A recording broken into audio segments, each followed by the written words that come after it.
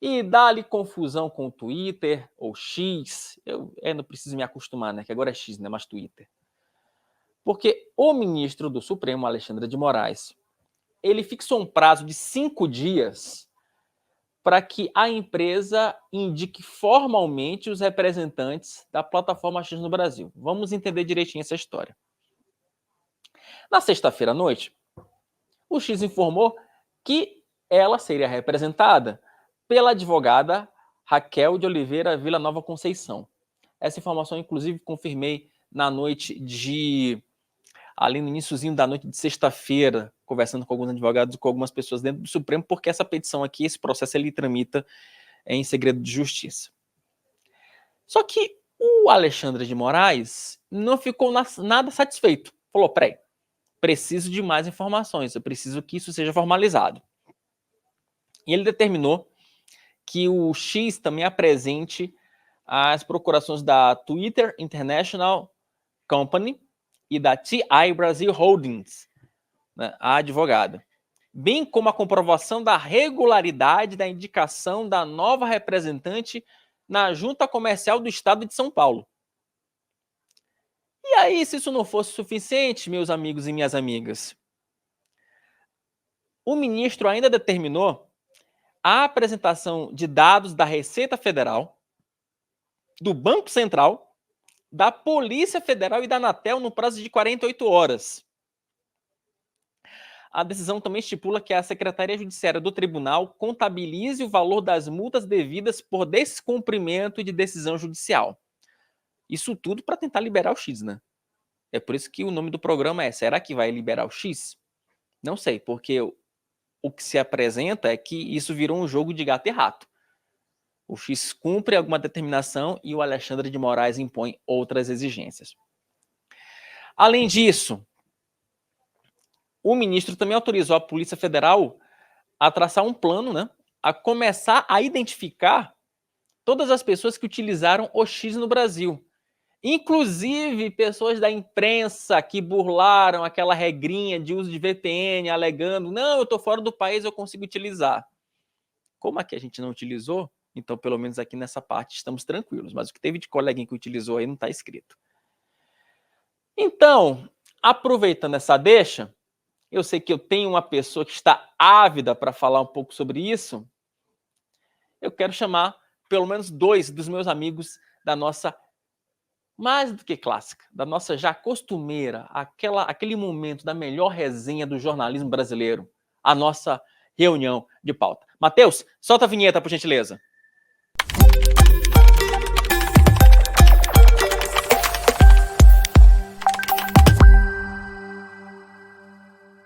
Senhores, virou um jogo de gato e rato, né? Primeiro a empresa não descumpre, aí depois a empresa, o X, quando começa, né, faz aquela sinalização, indica a advogada, não, vamos aqui, deixa disso, vamos parar com essa confusão, nananã, porque o X é importante no Brasil e tal. Vai lá o ministro Alexandre de Moraes e dá outra canetada, dando maiores exigências e, pasmem, senhores, exigindo questões que não dependem, né, só do X, como, por exemplo, relatórios da polícia do Banco Central, também da Receita Federal. Quem quer começar? Duda ou Rodolfo? Vai lá, Duda. Eu comento aqui, Wilson, você fez um breve resuminho ali, você acertou muito bem o ponto, que é isso, o X faz aquilo que o Moraes pediu, mas aí o Moraes inventa outras coisas. E aí o Moraes não está respeitando a própria decisão do Moraes que ele deu lá atrás, porque ele falou muito claramente, olha, o X está suspenso porque não tem representante legal e porque não pagou a multa. Então, se for respeitar essa decisão do Moraes, a hora que o X arruma um representante legal e a multa é paga, o X tem que voltar a funcionar. Mas não é isso o que o Alexandre de Moraes quer. Ele, como ministro do STF, então começa a inventar outras coisas. Daqui a pouco vai vir, olha, eu quero que seja papel timbrado, né? Eu começo a inventar coisas burocráticas para evitar que ele tem que fazer alguma coisa que ele não quer fazer, né? E aí começa a envolver outras a receita, sei lá quem mais que ele vai inventar nessa história. Meio que mostra que, na verdade, toda essa coisa da suspensão do X é ele fazendo a vontade dele prevalecer, mesmo que isso vá contra as decisões que ele já tomou. É complicado. Eu tô inclusive com a decisão na íntegra. Matheus, coloca a decisão na tela, por gentileza, porque é uma decisão muito curta, né? São 4 páginas, né? Ele fala da petição, presentes, né, os aspectos, papapá. Vai descer, né, Matheus? Porque aí ele narra toda a situação, que houve a suspensão das atividades do X, houve também aquele dia em que o X voltou ao ar, por uma troca aí de DNS, enfim, etc, e aí por aí vai, né? É uma decisão curta, de 4 páginas, sem maiores explicações, né? Como todas, né? Sobre esse caso, né, o meu caro, traz para cá, tá aí, ó, tá aí a determinação. Matheus, segura aí, por gentileza, ó, porque essa aí é que é a parte que eu falava agora há pouco, ó. Determino, ainda que no prazo de 48 horas, a Receita Federal do Brasil e o Banco Central informem nos termos da decisão tal a situação legal da representação do X no Brasil. A Polícia Federal e a Anatel enviem relatório sobre a continuidade da possibilidade de acesso da plataforma X por meio de instrumentos tecnológicos. E a Secretaria Judiciária sobre a questão das multas. Desce um pouquinho, Matheus, por gentileza. Vamos ali para a última página. Essa página 3 está aí a última página, que fala justamente sobre as ordens judiciais pendentes de cumprimento da X Internet Limitada, né, tanto nesses autos como nos demais, sob minha autoria, né? Intime-se todos os meios, inclusive os eletrônicos, ciência, a Procuradoria-Geral da República. Traz para cá, Matheus, porque só para a gente fechar esse assunto, porque temos que falar ainda de eleição, tem muita pauta hoje, está bem extensa, tem Lula na ONU, quer dizer que ele tentou falar mais do que devia, não conseguiu falar. Daqui a pouco vou começar a fazer tipo na ONU, né? Quem falar demais, vou cortar o microfone. Vai ser uma tática. Rodolfo, eu vou escrever um artigo essa semana, esperem, vou fazer tipo o Rodolfo agora, né? Esperem que eu vou escrever um artigo essa semana sobre isso, já fazendo uma propaganda prévia, porque essa decisão do Moraes, ela juridicamente, esse caso todo é um caso que ele é um caso complicado, existe um princípio no direito chamado hard cases make bad law, né? Quer dizer, casos complicados e difíceis criam jurisprudências ruins, e a cada momento em que você, né, dá novos passos, você cria jurisprudências piores nesse caso. No final de semana eu conversava com alguns advogados, eles me falavam uma coisa muito interessante sobre esse caso do X. Porque tudo começou pelo fato de que o Alexandre de Moraes não conseguiu notificar o X e tentou notificá-lo pelas redes sociais. Nós, inclusive, já alertamos no Antagonista que tem uma jurisprudência da STJ dizendo o seguinte: olha, eu não posso notificar ninguém pela rede social ou por algum, né, meio eletrônico que não seja disponibilizado pelas partes. O problema, Rodolfo, e aí vem o nosso exercício de imaginação, é que se a moda pega, você que está em casa, olha só o nível do absurdo. Você que está em casa, ou você que está no smartphone, ou você que está no trabalho, ou você que nos acompanha da onde estiver, você pode ser notificado pela tua rede social. Qual é o problema disso? Imagine a situação, por exemplo, vamos pegar um exemplo hipotético. O Duda Teixeira, que eu sei que ele não comete esse tipo de crime, por isso que é uma bela de uma hipótese bem distante. Eu não cometo nenhum crime, tá, Wilson? Eu sei que você não comete nenhum crime, mas imaginemos que o nosso grande Duda Teixeira tenha sido alvo de uma ação por calúnia e difamação, por exemplo. Aí o camarada não consegue achar o Duda Teixeira.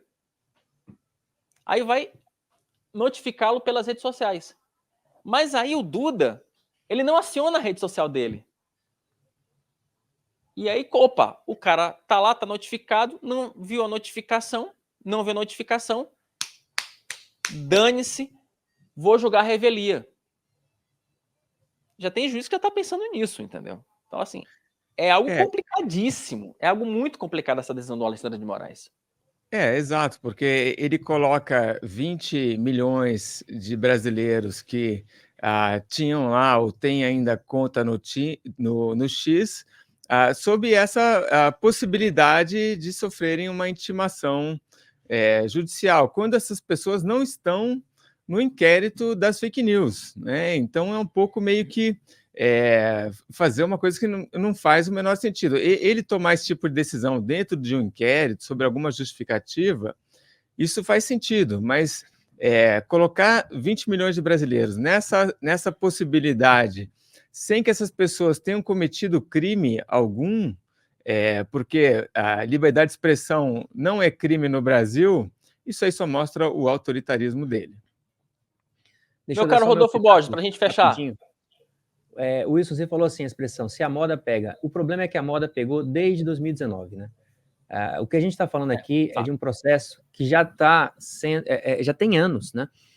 Então, assim, qual que é a jurisprudência agora? É o que o Alexandre de Moraes quiser. Essa é a jurisprudência. Então, assim, a gente já viu aqui, você já falou, ele demandou coisas específicas, né, ações específicas que foram tomadas. A questão é que isso está óbvio já faz tempo, né? Que ele não tem a expertise que seria necessária para saber o que está acontecendo também. Então, tanto a Anatel quanto Alexandre de Moraes interpretaram aquela volta do X na quarta-feira da semana passada como um desafio. O X veio ao público e falou, não foi um desafio, foi um ajuste técnico que a gente teve que fazer por conta exatamente de tudo isso que ocorreu, que levou o Elon Musk a fechar o escritório no Brasil. Então eles tiveram que fazer uma adequação para que o serviço continuasse sendo prestado na América Latina. Esse é o argumento do X. Pode ser, e tudo bem, que o Alexandre de Moraes desconfie da intenção do X. A questão é que o X deu uma justificativa, e o que essa decisão que você mostrou aqui agora indica é de que ele não confia no X, de que ele quer se cercar de todas as seguranças de que tudo aquilo que ele está demandando está sendo feito. Então ele agora provocou outras instituições para ter alguma certeza daquilo que aparentemente ele não pode ter, que é se tudo está funcionando da forma como ele impõe, como ele quer. E no final das contas, esse processo todo se trata disso, é como ele quer. Meu amigo, são os efeitos deletérios, né, dessa decisão do ministro Alexandre de Moraes. E só para fechar, o Márcio Gama fala que nenhum ministro tem moral para questionar. Não é nem questão de questionar ou não, Márcio. A questão é a seguinte, a questão é que lá no Supremo eles se protegem. Essa que é a questão. Os 11 se protegem. Eles podem ali, é tipo aquela história de família, né? Quebra o pau da porta para dentro. Mas da porta para fora, todo mundo se protege e é assim que as coisas funcionam, infelizmente. Deixa eu fazer uma propaganda rapidinho, Wilson. Última propaganda, no final de semana, da semana passada, eu publiquei uma análise que era exatamente sobre isso, que era uma pergunta, né? E se o impeachment melhorar o STF? Dizendo que o Alexandre de Moraes é o rosto desse processo. Mas os ministros todos estão com ele, concordem ou não, porque eles não discordam em público. Então, até que um apareça e diga, olha, isso aqui tá errado, vamos ter que ver e tal, não tem discordância. É o STF, não é o Alexandre de Moraes, ele é só o rosto, né? O problema é você levantar a bola, que eu lembro de outra história, né? Porque isso acontecia muito na época do Marco Aurélio Mello. Ele era o voto vencido, e é isso que acontece quando um ministro, se levanta contra os demais.